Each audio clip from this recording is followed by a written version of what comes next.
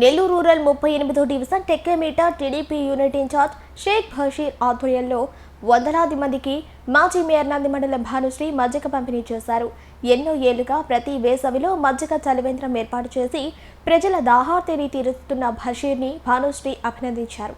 కార్యక్రమంలో 38వ డివిజన్ సభ్యులు మైనుద్దీన్, టైలర్ కర్ముల్లా, అహ్మద్, బాబు, సుభాష్, ప్రసాద్ తదితరులు పాల్గొన్నారు.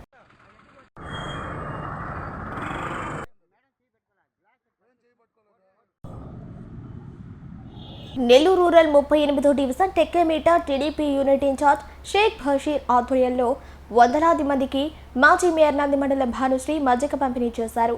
ఎన్నో ఏళ్లుగా ప్రతి వేసవిలో మజ్జిగ చలివేంద్రం ఏర్పాటు చేసి ప్రజల దాహార్తిని తీరుస్తున్న బషీర్ని భానుశ్రీ అభినందించారు.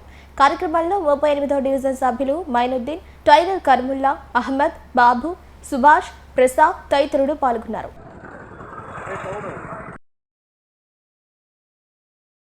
ప్రతి సంవత్సరంలాగే ఈ సంవత్సరం కూడా బషీరు మరియు మిత్రమండలి వేసవి కాలంలో ప్రతిసారి కూడా పాదచారుల యొక్క దాహార్తి తీర్చే విధంగా ప్రతి సంవత్సరం ఇక్కడ ఒక చలివేంద్రాన్ని ఏర్పాటు చేయడం జరిగింది. అందులో భాగంగానే ఇవాళ కూడా ఈ టెక్కేమీట సెంటర్లో చలివేంద్రాన్ని ఏర్పాటు చేసి వచ్చేపోయే ప్రజలందరి యొక్క దాహార్తిని తీర్చే విధంగా ఏర్పాటు చేసినందుకు వారు నాకు ప్రత్యేక అభినందనలు తెలియజేస్తున్నాను.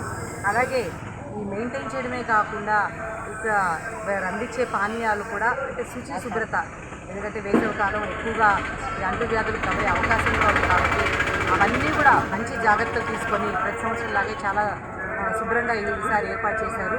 వారికి నా సహాయ సహకారాలు ఎప్పుడు ఉంటాయని, ఎందుకంటే ఎక్కువగా పేదవారు ముఖ్యంగా ఎదురుగుండా ఉన్న స్లమ్ నివసించే ప్రాంతాల్లో వచ్చేపోయే వారందరికీ కూడా ఈ దాహార్తిని తీర్చే విధంగా ఏర్పాటు చేసినందుకు వారు మరీ ధన్యవాదాలు. ఇంతగా ఎందుకంటే ప్రతి సెంటర్లలో కూడా మనం ఎప్పుడు చూస్తున్నాము, ఎక్కడ ఎవరికి అవకాశం ఉన్న దగ్గర ప్రతి ఒక్కరు కూడా ఇలాంటి ఏర్పాటు చేయాలని తెలియజేసుకుంటూ గౌరవనీయులైన రూరల్ శాసనసభ్యుల సభ్యులు కోటంరెడ్డి సిద్ధిరెడ్డి గారు మరియు కోటంరెడ్డి వెంకటరెడ్డి గారు మరియు మా డివిజన్ ఇన్ఛార్జ్ భానుశ్రీ మేడం గారి ఆధ్వర్యంలో ఇక్కడ మజ్జిగ చలివేంద్రం ఏర్పాటు చేయడం అనేది నాకు చాలా సంతోషకరం.